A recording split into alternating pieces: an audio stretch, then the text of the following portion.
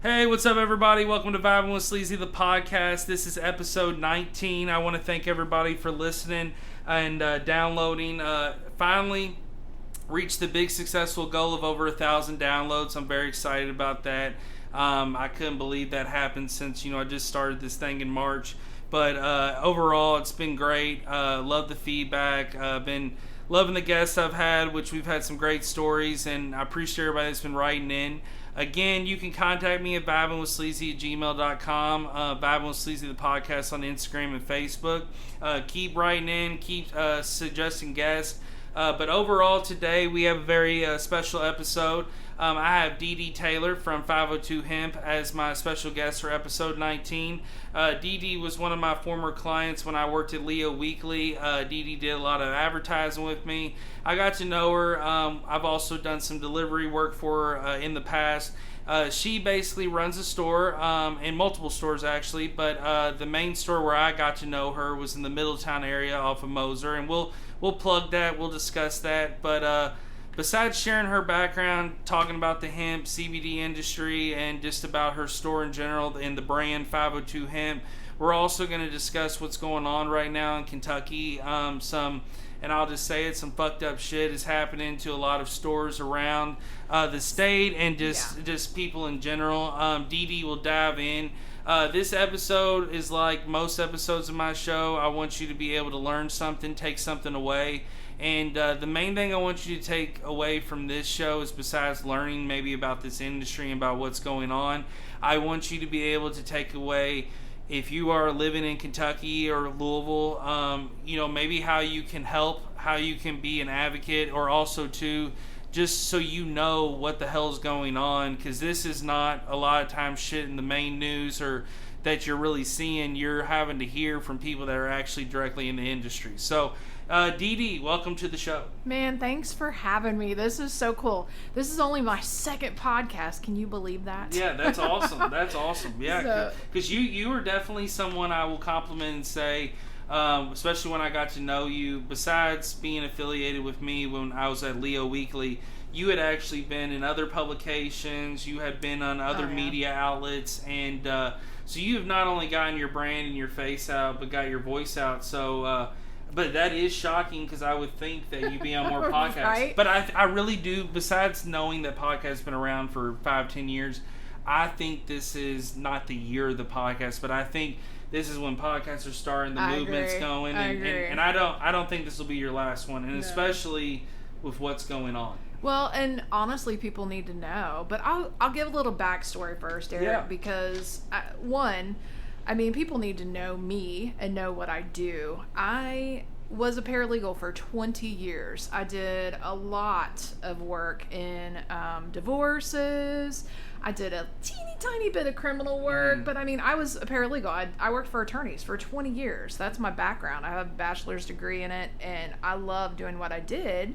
I loved helping people. That's always been a part of me. Mm-hmm. But I met my husband, John, in 2009, and I actually ended up moving here to Louisville from Northern Kentucky for him. That's awesome. Yeah, for him. I've met John. Shout out to John. Yeah, huge shout out to him.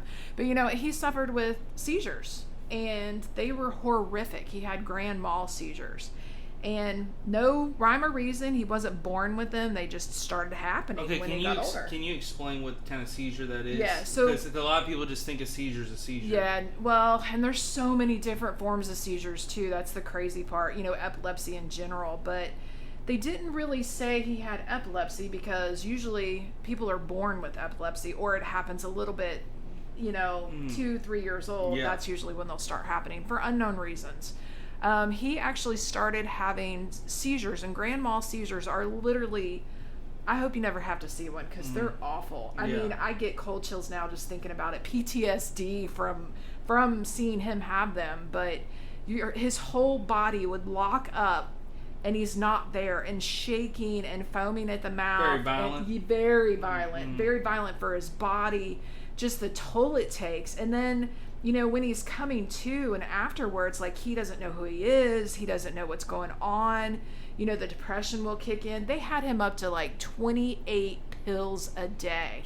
a cocktail of 3: Lamictal, phenobarbital, and dilantin. That's like keeping you alive and keeping you from not doing a seizure, Barely. but it's completely defeating your liver. It's literally just pounding your liver like Muhammad Ali, just beating it into like a glove. I mean, it's just, people don't realize like, there's pills, there's so many quick fixes, or even people taking these weight loss things, like people don't realize how much damage we really put on the liver each day. No, they don't. And the sad part is, his neurologist even told him he would need a new liver. Like, those grow on trees, people. Come on. Yeah, like it's common. Yeah, like like no big deal. They even, one time after his last horrible episode in 2010, he actually had 3 broken ribs.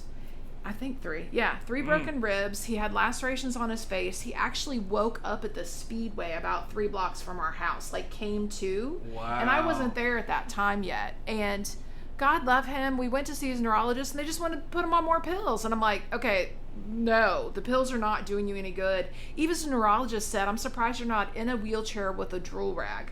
Like, what kind of life is that? We had, he had a daughter. But it was almost like that doctor was so quick just to suggest that, or just to say, like, was so like so nonchalant, just like, hey, you'll be in a wheelchair. It's not a big deal. Like, you'll just be drilling all the time. Like, because these doctors, in my opinion, I know we'll be diving into it, but 2 things. These doctors, I know sometimes. And I got the quote fingers up, but it's like, oh, our hands are tied in situations. Well, I think that's bullshit. But the thing I will say this is, they know a lot of times they're just writing people off. And I'm not saying every doctor, and this is not me putting out doctors, because I think there's tons of great doctors. I've had amazing doctors. I've been very blessed to have great doctors my whole life. But I'm saying some will be quick to write off situations because it's almost to the point of, hey, it's no big shit. It's no big deal. Like, it's not affecting me. And then also number 2, I think a lot of times and this is a thing that I'm so against, because I'm big on legalization and all that. But big farm. I mean, that's and that's the whole thing. Big farm is what's diving in these pockets. And I know there's politicians that fight for big farm every day, and I know big farm has tons of money and all this stuff. But the stories you keep reading about these companies, just like Johnson & Johnson, just recently, besides paying out for the talcum powder, they're paying out now for something they did recently with their opiates, and they said that they don't want to make any more for the world, I'm just sitting there and I'm like, they knew what these pills did before they put them on the market. They knew, and I could be, and I'll look it back up to definitely make sure. But it's like, I believe it was Johnson & Johnson, but it's just like, it's one of these cases where a lot of these people are, I think even doctors realize that it's not helping. It's just like, but hey, this is what they tell me. Right. I'm pushed to press this. And you get, you trust your doctors. They're the ones that's trained in medicine. So you go to them seeking advice. And I understand, they're just doing the best they can. They're all just practicing medicine. They don't know all the answers. And then you've got these companies that are making these pills that are supposed to help. And sometimes they do. I'm not going to knock all of them. Some of them, they've been great. Mm-hmm. But, when they have him up to that, and they just want to keep throwing more pills at him, and nothing is changing, and he's still having seizures. I mean, it was bullshit. And I did look this up to quote. It is Johnson & Johnson. I was right. I try to always bring nothing but facts and deliver, and I'm good about that. And I try to research before, so I did research this before, and it was a $230 million settlement. In New York, because they only made billions and billions, and so and how many people also were lost in that situation. Right. So I just believe that I think there's tons of great doctors out there doing great work, and I think there's doctors too that know about what's going on. But like you said, there's a lot of just mysteries and things that these companies are doing and hiding, but it's just not right. It's not right. Yeah. So in my quest to try and help him, I'm like, dude, you need to smoke some weed. Yeah. And we got a 12-year-old that we're raising. It's not like Kentucky's a legal state. And what was legal back then in 2010? I think maybe Colorado? Maybe Colorado, or even Washington, or at least medical California type stuff. Yeah. So he literally went out west because we'd been doing our research, heard about RSO, Rick Simpson oil, which is a 1-to-1, both CBD, both THC. And you know what? he tried it. He was like, okay, this is great. Well, we started making his CBD oil at home. No lie, we were making it in our basement.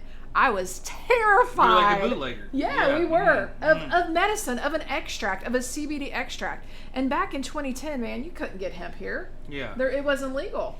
So, I mean... Which is so crazy because there's so many hemp farms right? and hemp areas in Kentucky. And also, too, the Farmington, which is located in the Butyl area of Louisville, like kind of in the beginner part before you enter in the Highlands by the freeway, in that University Sullivan, it's by there.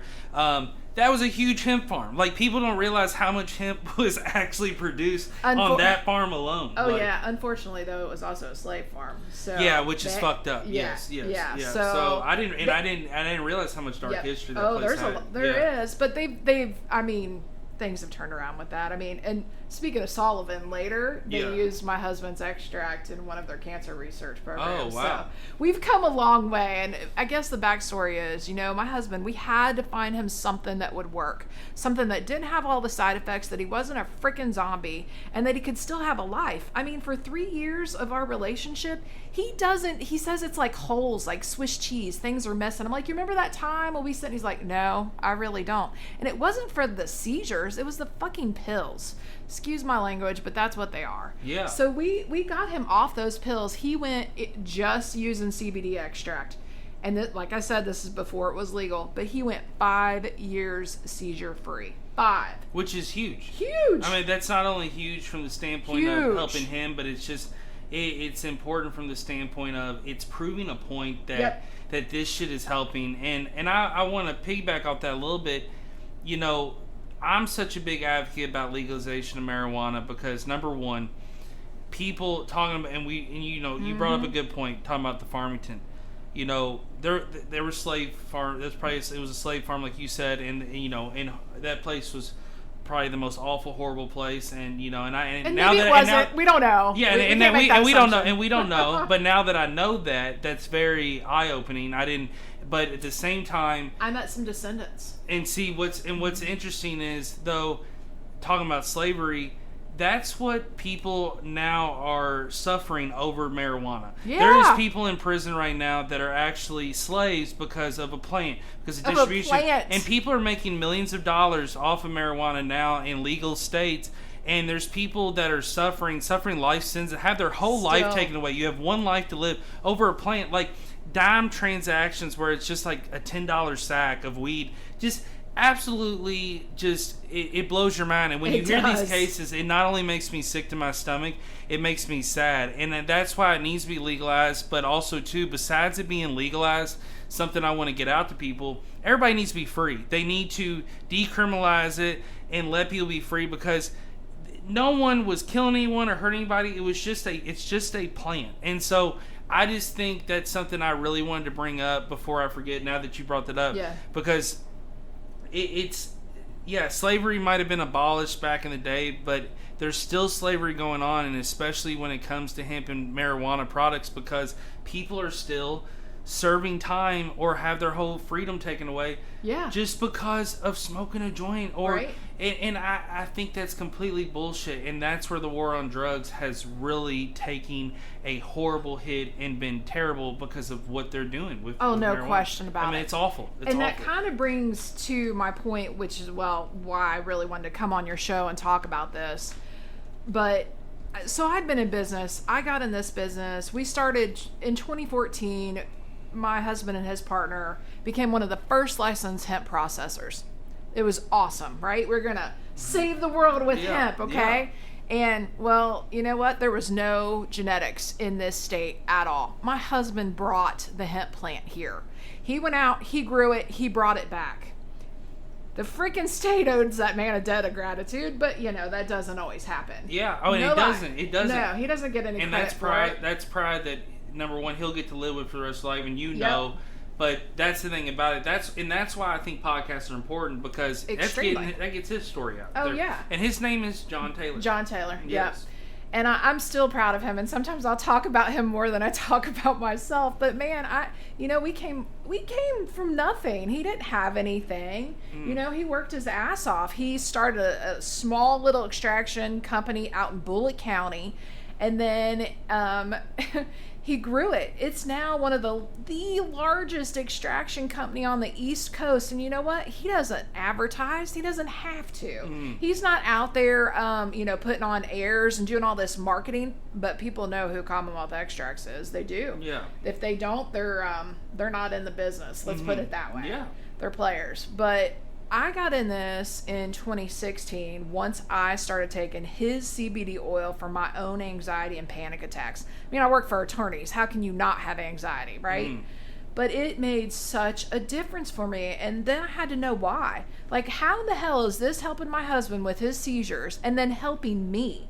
So I had to do my homework. Being that natural-born researcher and a skeptic, because I thought, Jesus, we're making snake oil. What am I getting into? What am I doing? I mean, I always knew that cannabis was good, but I didn't know all the benefits. So I had to do my homework. I had to do my research. I had to know everything that I could possibly know about this plant and why and how it helps.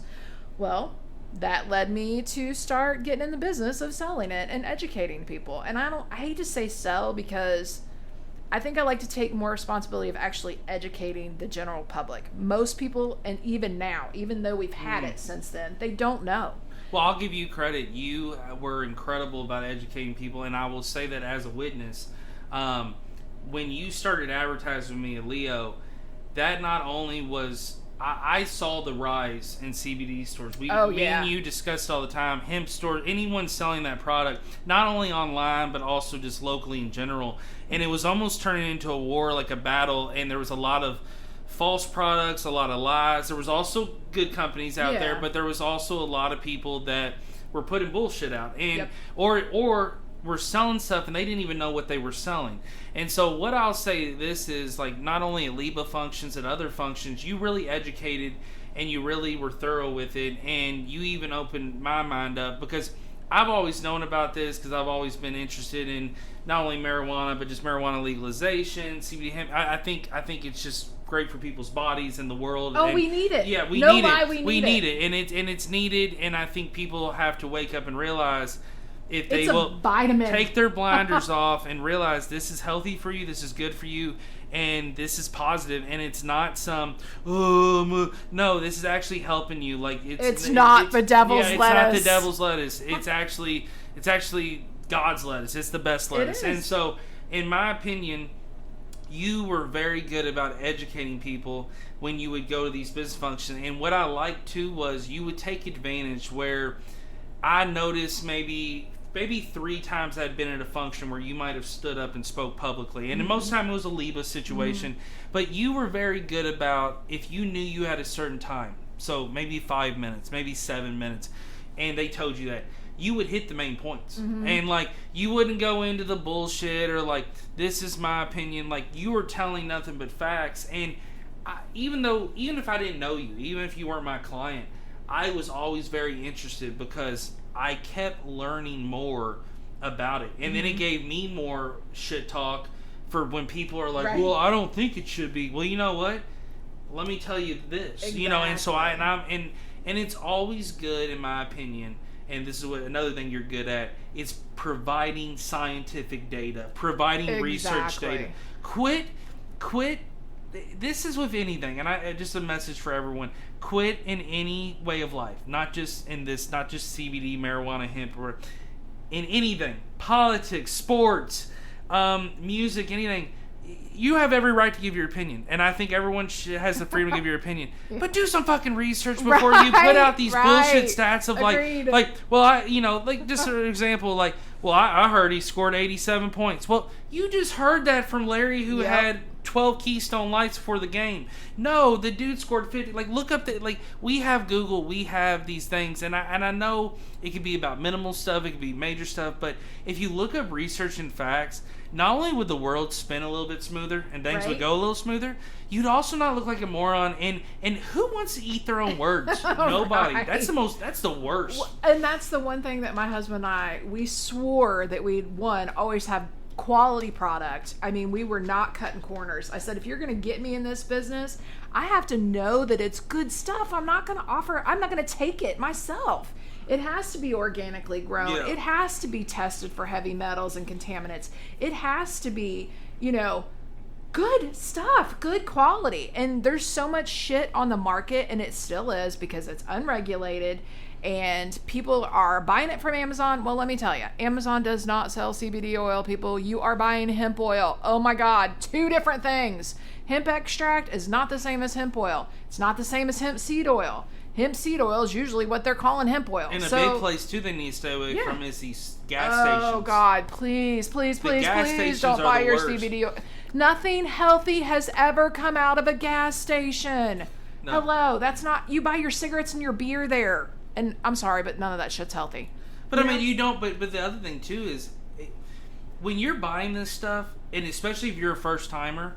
Why the fuck would you buy it from somebody if there's no one there to help you? Why would you say, I'm going to try this? And so you have 2 Circle K attendants who might be 19 years old, might just be their first job. And they're just selling it. And also, too, they don't care. They don't care. They literally just want you to get the hell out of the store. Why are you asking? Like, they're probably like, yeah, there's cherry, banana, sour apple over there. Just take the flavor. Like, and they're like, you're like, well, no, how much is milligrams? Right? They don't know that shit. No. Well, I mean, even how it's extracted. That's so important.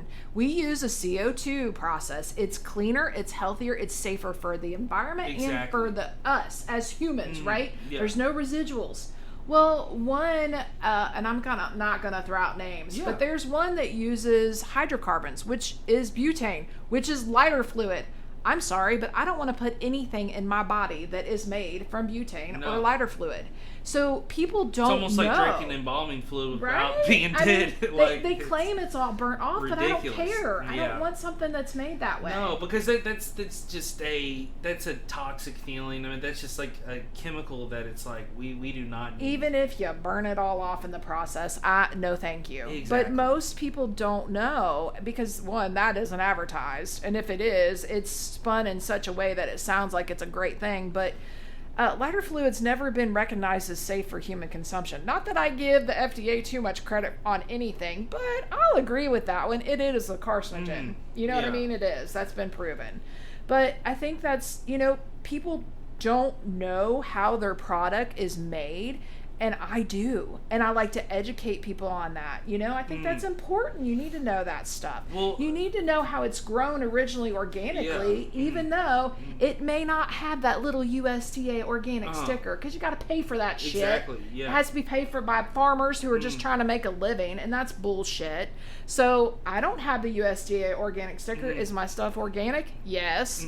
You know what I mean? But people use that shit as marketing ploys, and I don't buy into any stuff like that. I mean, now granted, do I buy my vegetables organic? Hell yeah, I do. But could they still be using some pesticides? Probably. You never know. Yeah, you never know. Organic ones, but yeah, I mean, you don't know. And well, who's your outlet? This is the big question I got. So, not before we really dive into what they're really attacking, when the state and when these sheriff, these police, whatever, that comes in and does these raids or tries to confiscate or is trying to do these things. I just am curious. Is there allies at a national level? Yes. Or that you could call and say, we need help down here in Kentucky? Or is it more of like, I'm just calling maybe a national hotline or some representatives that just represent people in general? Well, I guess we need to go back a little bit, Eric, on this, okay? Yeah.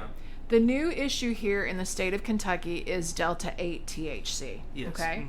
I back in October of last year, it started coming up. Like, everybody's calling me asking me if I have it, and I'm like, okay, I got to do some homework because I don't really know that much about it. So I started researching it, and I'm like, it is Delta 8 THC. We all know that you can't have THC in Kentucky because, well, we're still backwards here. So I started doing some research. The more research I was finding, the fact that it helps with so many different things, I was like, okay, well, this sounds promising. Then I reached out to a narcotics officer. I reached out to my state rep. I reached out to a few others that were higher up in the industry. And I'm like, is this legal? Is this okay to carry? No one, not one person could tell me no, that it was illegal. So what I do, I started selling it. I had customers asking me about it. And my gosh, I used it. I tried it. I wanted to see what it did. And I was like, holy shit, you know what? I feel happy.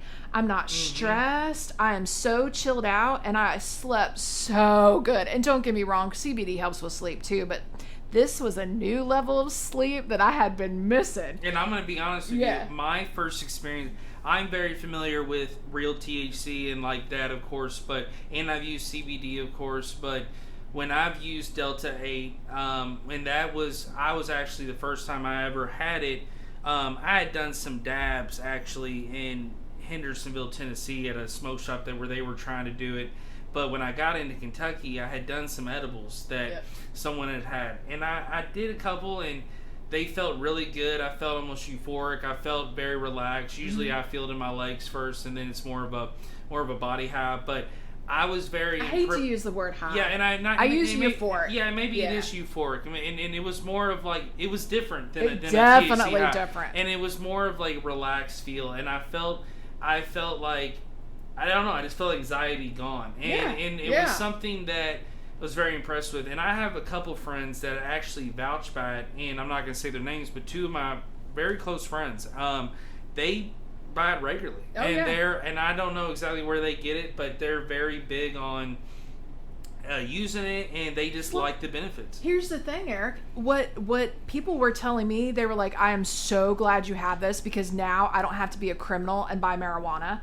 I don't have to drive to another state and risk trafficking marijuana back in. This is helping me get what I need without all the extra paranoia, without all the extra anxiety that sometimes marijuana Delta 9 can cause.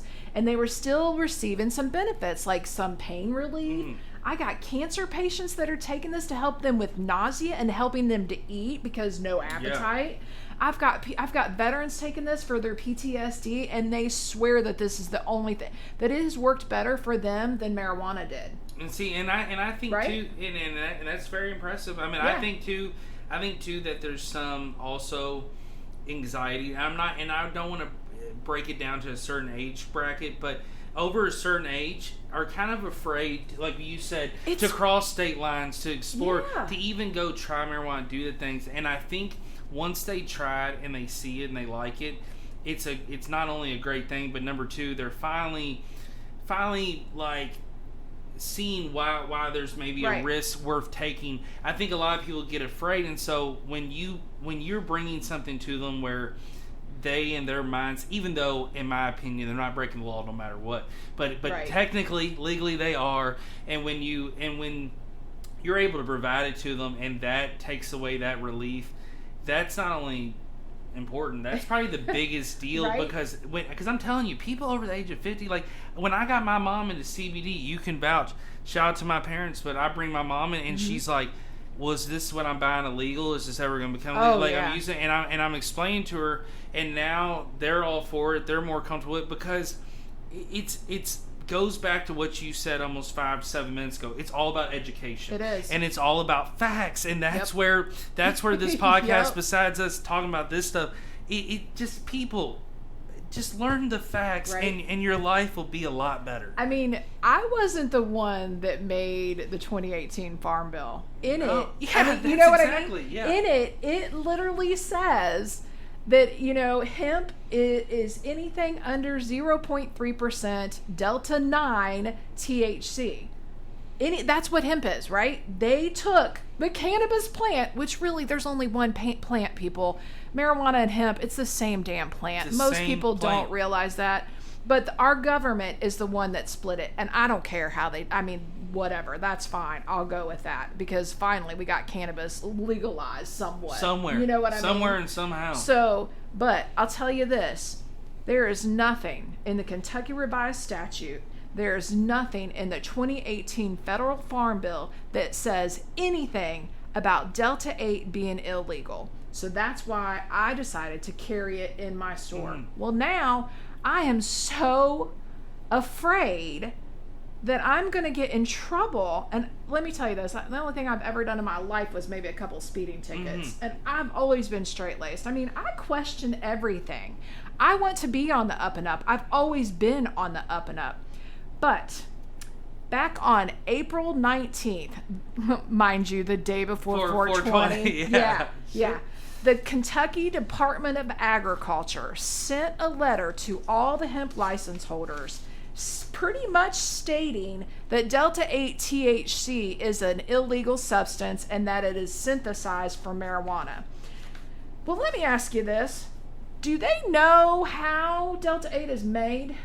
No. Well, probably not at all. Here's the kicker. It is a naturally occurring cannabinoid in the plant, in the hemp plant, in the marijuana plant. Bring up that word, the C word. What you just said. The C word? No, that you just said in your line. Cannabinoid. Yeah, so that word right there, cannabinoid. that is a very important word for all the listeners. Look that word up if you're listening. Google it. I'm going to tell everyone right now. I want to teach everyone about their body. It's good for your body. It is. Well, we have an endocannabinoid system. Yes, our bodies was built to receive these. I learned that from you at a LEVA event. Yes, well, I and you know learned why? that from my The event. crazy thing about this is, right? Our body keeps THC for about 30 days, sometimes 45, depending. If it was really, truly a drug, and poison, our body would get rid of it way sooner than that. I mean, heroin, meth, all that shit gets passed out of your system within 24 to 72 hours, depending on the drug. Exactly. A lot of people don't realize that. And that when I thought of that was one thing that opened my eyes back in 2016. I'm like, some bitch, we really have been lied to for a long time. And you know what? Ever since then, and ever since I've been taking CBD oil, I feel better. I found my homeostasis. I found what my body needs. It's almost like I had been a vitamin deficiency, and that's kind of the way I explain it, and you have to look at it. Your body has been without these cannabinoids if you've never done any, and I hadn't in years. Yeah. But I did have fun in college, I ain't gonna lie. Yeah. But your body had been without it, so they're doing research studies now, a direct link for fibromyalgia, a direct link of a cannabinoid deficiency, people. Our bodies need this. It should have never been taken out of our diet. No.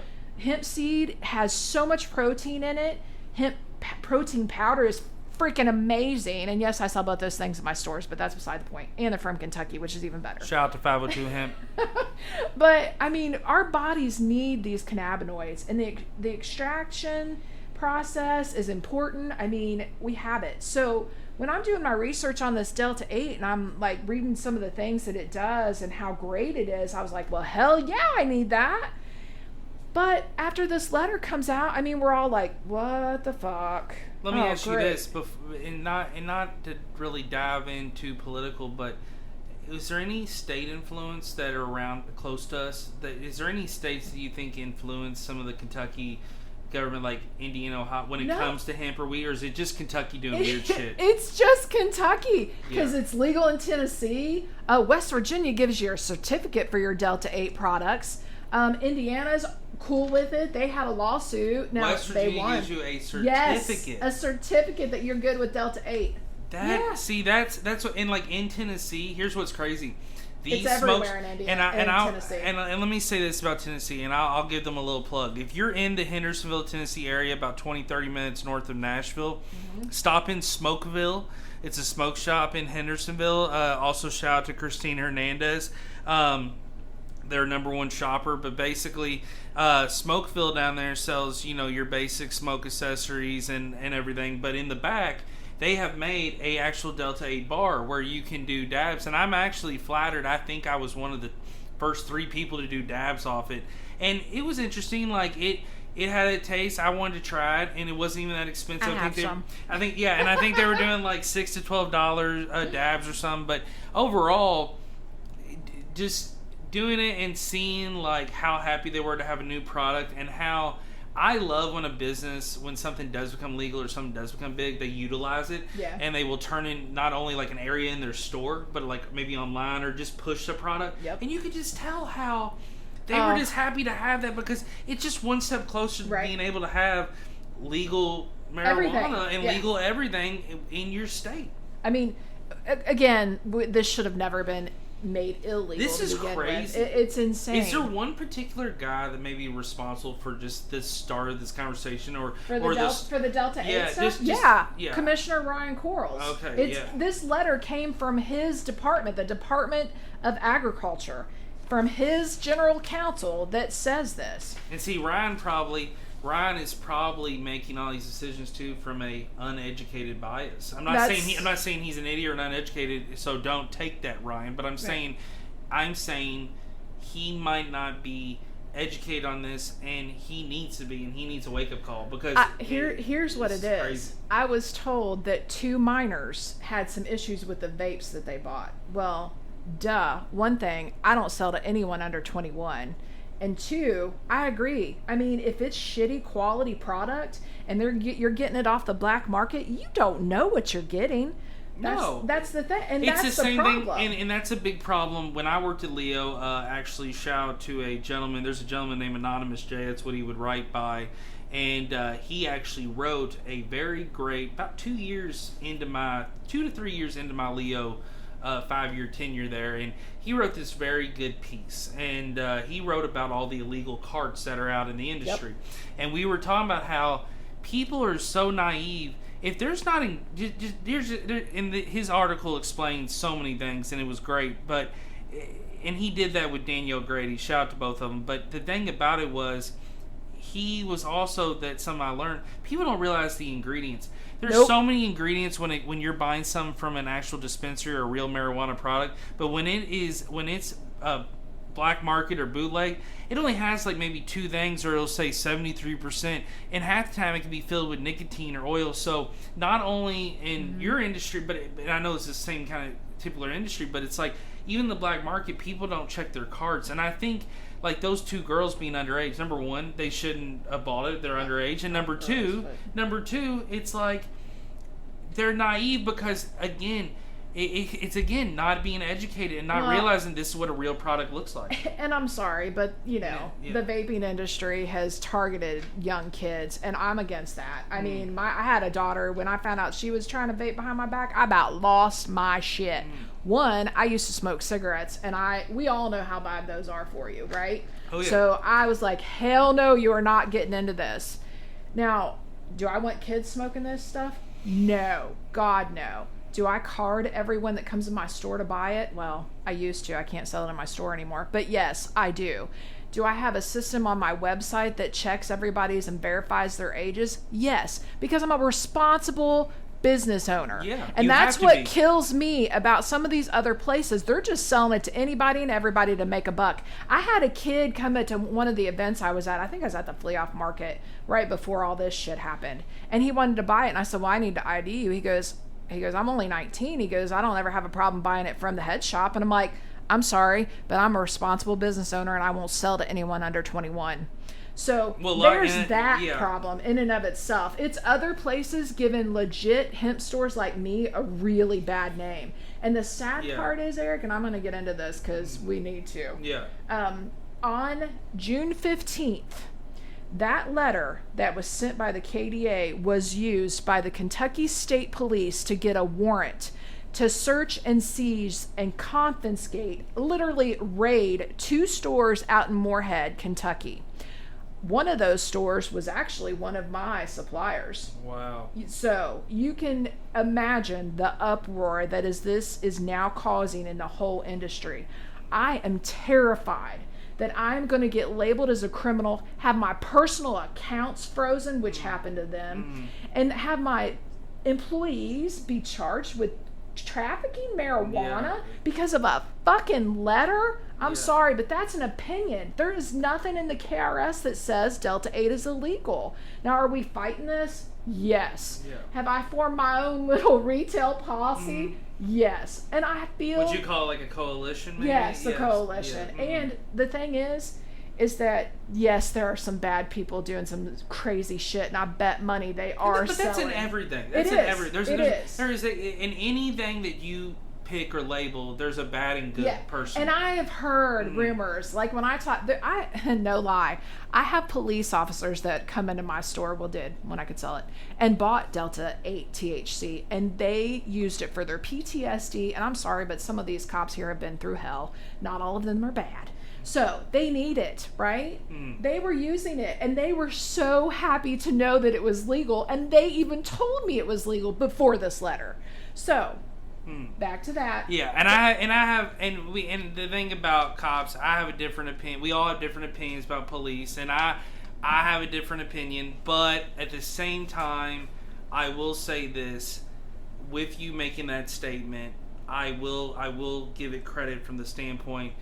It's cool to see that it's also being tried in that industry. Yep. But it's also proves another point that this shit should just be fucking legal when even the people that are arresting the people are trying it or want to use it or want to use some sort of it. Right. That just proves that this is not some illegal crazy drug that you're shooting up in your arm or whatever. It's something. It's helping, and that's my point. It's like, I'm not a big fan of police. I've said it before on podcast. I have my own personal experience. I'm just not a big fan, but I do respect it from the standpoint, and I know, and like I said, this wasn't an argue or debate. That was just proving a point.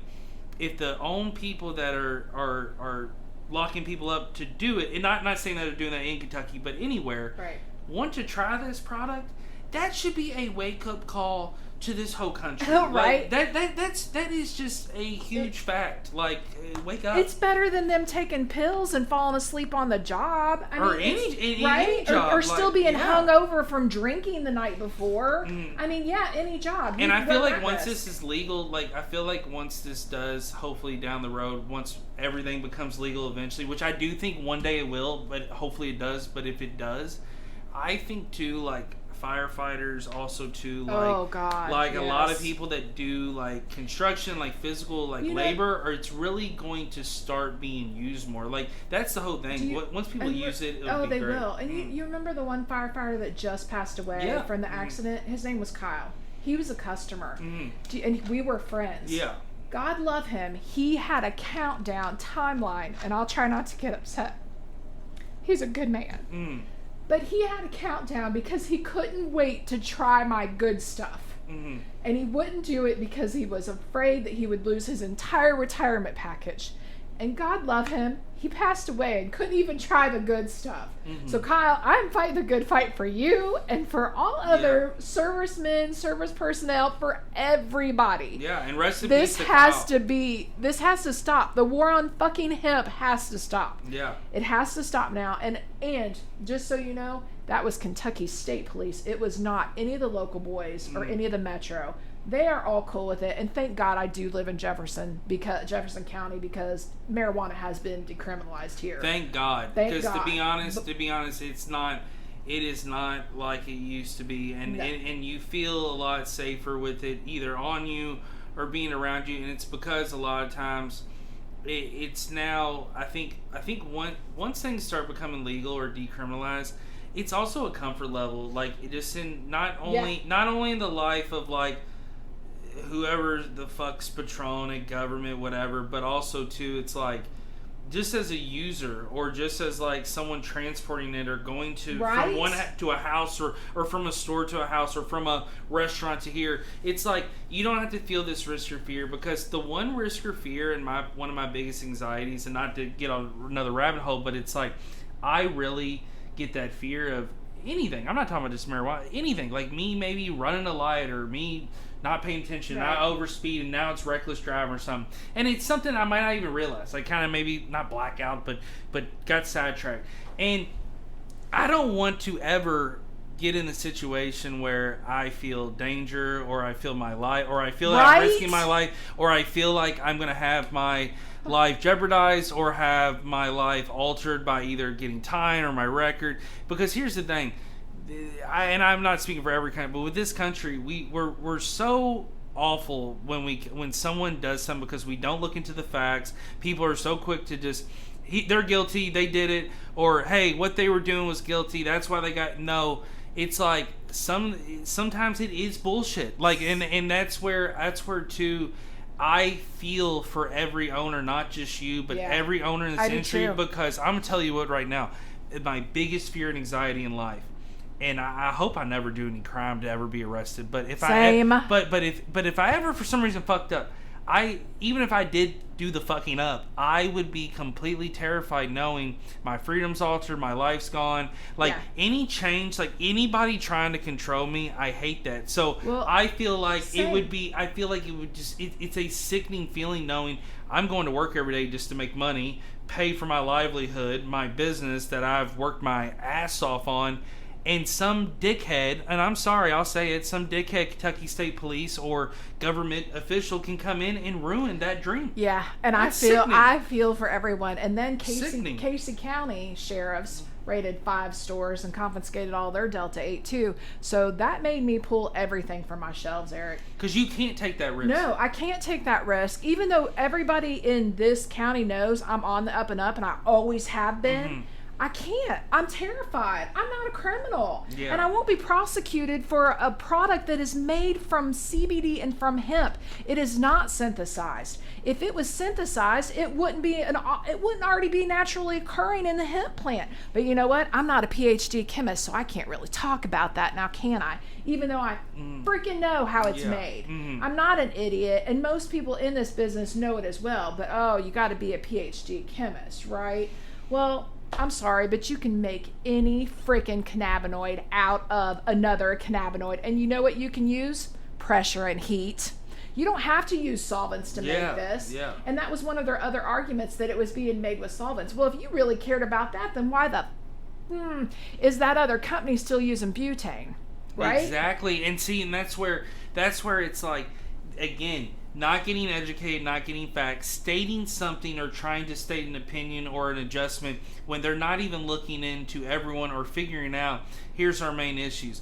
And if this was, and this is something I've just been thinking about since you mentioned this, because I didn't know this until you mentioned this on this episode, but this has to do some sort with these 2 18-year-old girls with the vape situation, or however they were underage girls with the vape thing. I don't know if they were girls, but anyway, kids. Or whoever, guys, girls, it don't matter. The whole situation is this. I really do believe in this, and I've learned this the older I've gotten. Maybe I know I'm 31, and hopefully I have a lot longer life to live, and I'll learn more about this stuff. But knock on wood. But it's like, the thing about it is, talking about that is, I've learned things over time that there's some shit I can't change or control, which sometimes it can drive you up a fucking wall, but that's just life.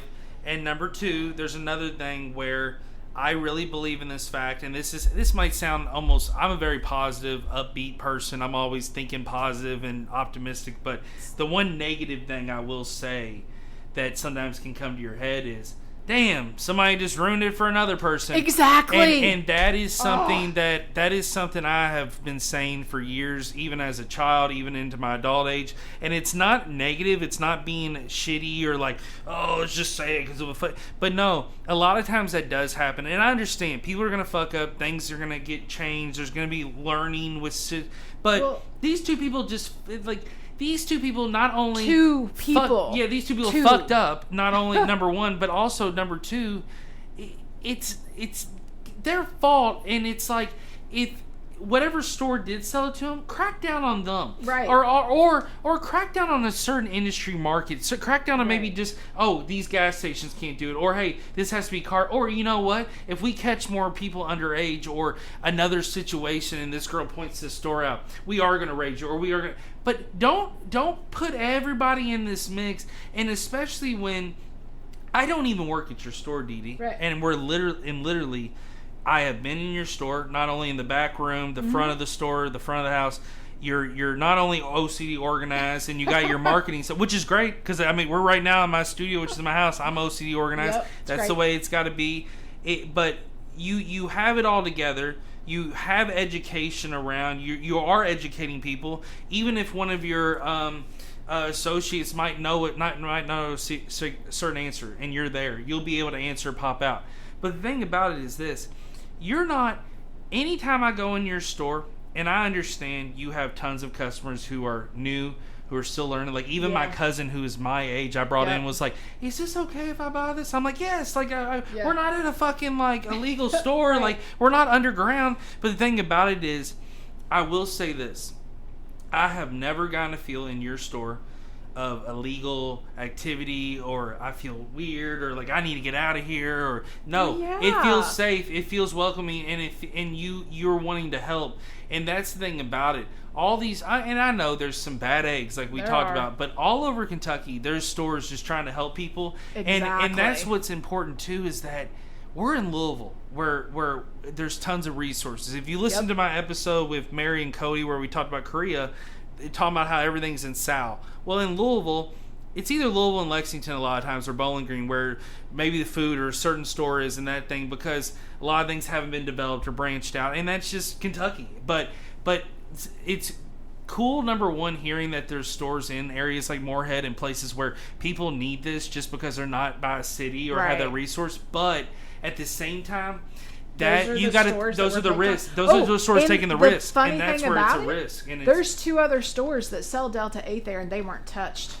And see, tell me that's not fucking crazy. And see, that's interesting. They only picked out these 2 stores, and that's where it gets a lot. That's where a lot of times it gets sketchy and almost conspiracy theorist like, because it's like, I think somebody told. It's like who said this, and that's where people have to start listening to the fact, and also too, that's where another just life lesson.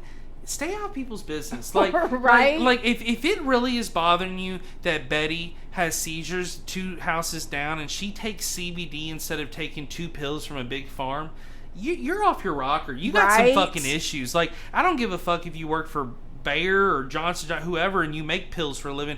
I'm saying, why do you care what this person does in their house? Like, I understand maybe if you're the parent and your kid did something with the vape, and I just understand parents, your mentality is going to get run and they're going to go to the full extreme because that's what parents do, and there's nothing wrong with that. But the problem is, there's got to be a drawback where, hey, this just happened to 2 people. There's been no other issues. This store is a run business by an independent person. Like, you got to also realize, if you're listening to this show and you're against this, or you're an attacker, hopefully no one listens to my show that does feel that way. But if you are, realize this is not change you're attacking. You're not attacking a government licensed affiliated, like, where like it's government money. You're attacking someone like Dee Dee, who is starting this with her own fucking money. Other businesses that are starting with their own money. And also too, it should be a wake-up call for people to realize that you're affecting local businesses. Straight up. And you know what? I paid more in taxes, sales tax last month, because I had a great month, and it was all thanks to Delta 8. But this month, because of all this shit, oh man. You know what I ended up having to do? I'm opening up in Indiana. Yeah. I'm going to have a store over there, and I switched all my online to Indiana because of Kentucky. And we're losing money in this state because everybody's leaving this state. Because people are going to the places where it works. We had, back in the heyday of the Hemp program, back in 2019, I think, we had about 208 processors. Guess how many we're down to now? 80? 30. Oh my God. That's how many have left. See, that should be a wake-up call. This state needs a fucking wake-up call. This is where I don't understand it. Like, why do we like to just flush money down the drain? Like, it's so silly. You want to get this industry up, and then all these rules and regulations, and you're keeping farmers. I mean, they need to make money, right? Well, how do they do it? It's by growing their hemp, getting the CBD extracted, and then they're selling that CBD extraction to go make Delta 8 from. I mean, come on. That's how they were starting to survive this year, and now you're wanting to clamp down on that again? So it's a war on hemp. It's a war on our Kentucky farmers. I mean, they'll lose their license if any processor's caught making Delta 8, or if a hemp farmer's caught making Delta 8, they'll lose their hemp license, and then they're kicked out of the program. That jeopardizes your life. This isn't just a hobby. Right. This is a life. It is. And my husband and I, we have 2 separate businesses. And I knew from the get-go he wasn't going to be involved in mine, and I was not going to be involved in his, even though he makes my CBD products, right? But it's my own business. His name ain't on any of it. But my fear is, what will they do to him because of me? because of what I'm selling and because of what the KDA is saying is illegal. Try to get her beat around the bush almost. Exactly. And try even to though attack. he doesn't make any of my products, I buy all my shit from out of state because I knew I couldn't get it here, which is a shame. Which is such a shame. We're missing that in that's industry. a wake up call for everyone right now. Right? Yeah. And that terrifies me. And now my husband's like, "Don't worry about that. Don't worry about that. Keep doing what you're doing." Right? But I worry about that. He has worked so hard. I've worked hard.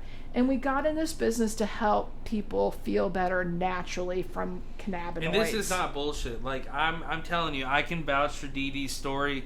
Dee Dee has always been willing to help. I've seen it in action. I've seen it before I even really knew her. And the thing about it, too, is you're not only, like, just to Kentucky's politicians, you're not only affecting, like, local businesses and livelihoods, but just wake up and get your head out of your ass. Like, I love that a lot of these people that are trying to be authority figures are so big on, like, I'm being controlled. Oh, I don't want to be controlled when it comes to certain things, but then they want to control others. And it's just like, and it's like, it's such a hypocrisy and it's such hypocrites. And that's where I think a lot of times that these conservative mindsets are so wrong, because it's like you have to wake up and realize that's exactly what it is. It is, and you got to quit being.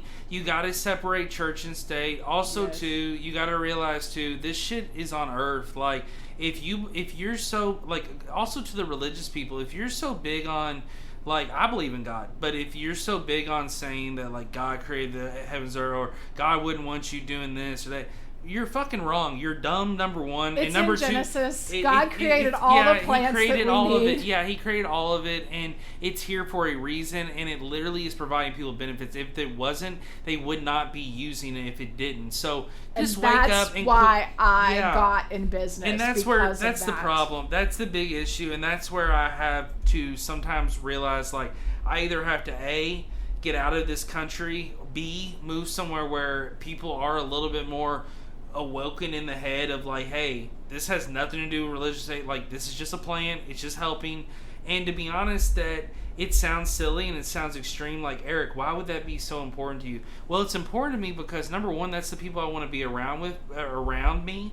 And number two, it's important for everyone. And to not only just see what it helps thank God I'm 31 and healthy, but see what it helps your husband, sees what it helps others.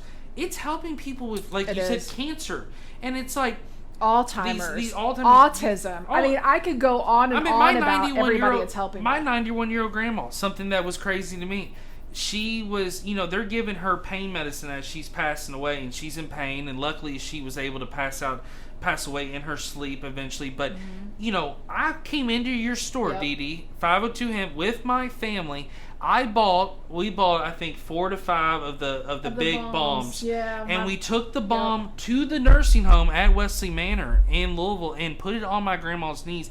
And it was the best feeling she had had. And that's not even from the drip or the medicine she's getting or the pill form. No. It's literally from that. And it's the same thing with my other grandma. And the same thing with my parents use. And I couldn't believe too, you gave me a thing of oil. When I did a delivery, I took some oil and I got it was like orange crush. Dreamsicle. Yeah, and the orange dreamsicle was great. And I used it and it really helped. And I'm not the biggest health nut or gym advocate or crazy, but it's like I'm always willing to try things. And I will say this, like, I'm not getting paid or endorsed on this, so it's like literally I will say it does help. Like, no one's holding a gun to me right now. Like, this does help.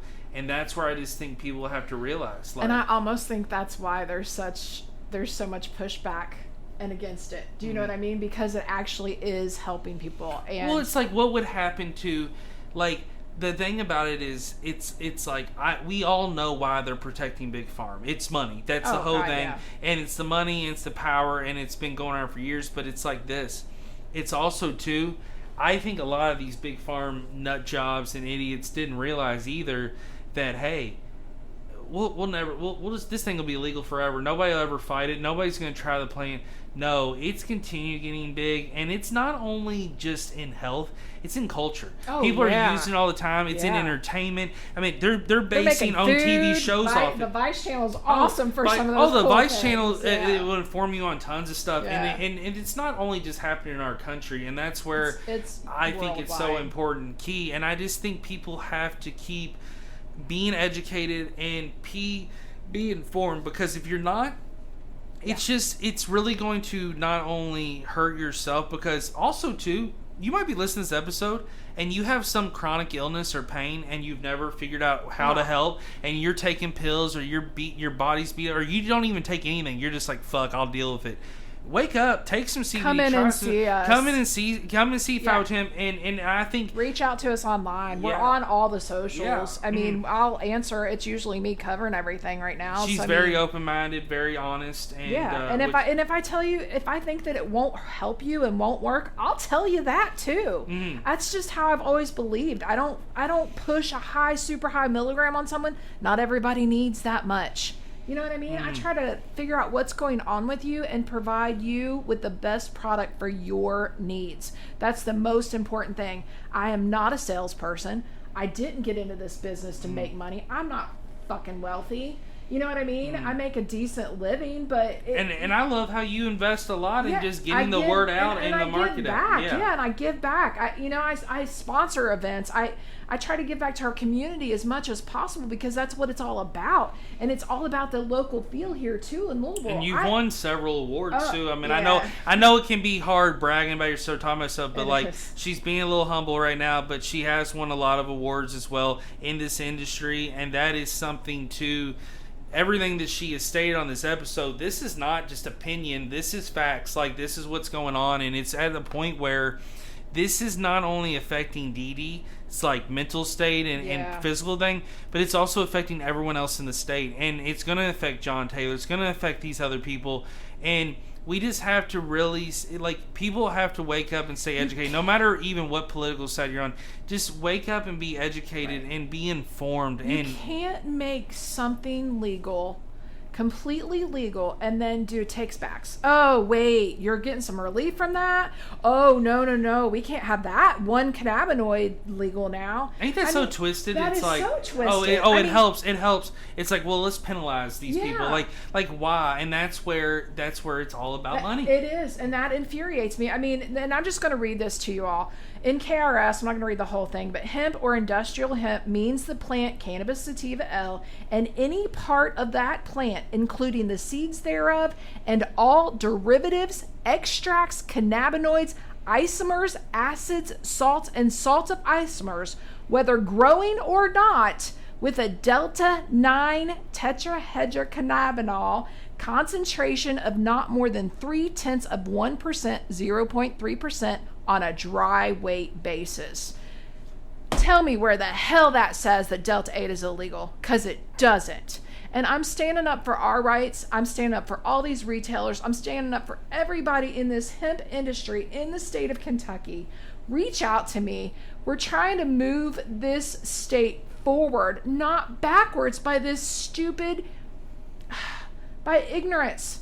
We have to keep moving forward in this industry, and we can't let the powers that be in Kentucky stop us from doing that. Please reach out to me if you're interested. info@502hemp.com. I will get you in. I mean, we literally have formed a coalition to try and help and do something about this, because it's wrong on so many levels. 100%. And I'll be damned if anyone will ever label me as a criminal, because I've worked my ass off to not be one. Yeah. And I came from Ohio, and it was a rough part of growing up, and I could have turned out one way, and I chose another, and I got in this industry to help others. And that's what hemp does, and that's what I'm always going to be about now until the day I die. And I pray I don't have a freaking mark on my back, because I feel like I do.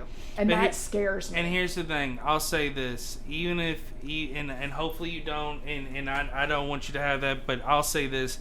I think you're being brave. I think you're being very strong, fighting this, saying this, coming even on this podcast. And I know I'm not huge. I'm not fucking Joe Rogan or anything, but it's like I am been doing this. He should see that. He should hear this. Yeah, he should. But it's getting out there. I'm really happy about how this podcast has been going, and I'm very, very excited about the future of it. But these episodes are what's important. Not only getting facts out, keeping people informed, but also, a lot of my episodes haven't been a lot of activism or something like that, and I think that's the route sometimes it has to go. So if you have listened to this episode, reach out to Dee Dee, 502hemp.com, info at 502hemp. 502hemp is located on Moser Road. What's the address? It is 201 Moser Road. 201 Moser Road. And so that's Moser. Definitely stop in the Middletown area. Reach out. Dee Dee will not only help you if you don't know about any of the products or you want to try. Also, reach out to me again. I'm saying your email. vibingwithsleazy@gmail.com. Vibing with Sleazy, the podcast on Instagram and Facebook. Again, I want to thank everyone that has listened and downloaded. Yes, thank you. Dee Dee and I could probably have continued for a lot longer. Dee Dee's actually got to open the store, and we've done scheduling, booking. Everybody's schedules are crazy, but This was just a message to get out. There's a lot more out there, a lot more to learn. But Kentucky, wake up, realize it can be a bright and beautiful future for not only hemp, marijuana, just cannabis, cannabis, and just a change in a lot of things, and hopefully Kentucky one day will get there. And again, fight for what's right with hemp and cannabis. Always. Thank you again for listening and downloading. We are out. Peace. Thank you.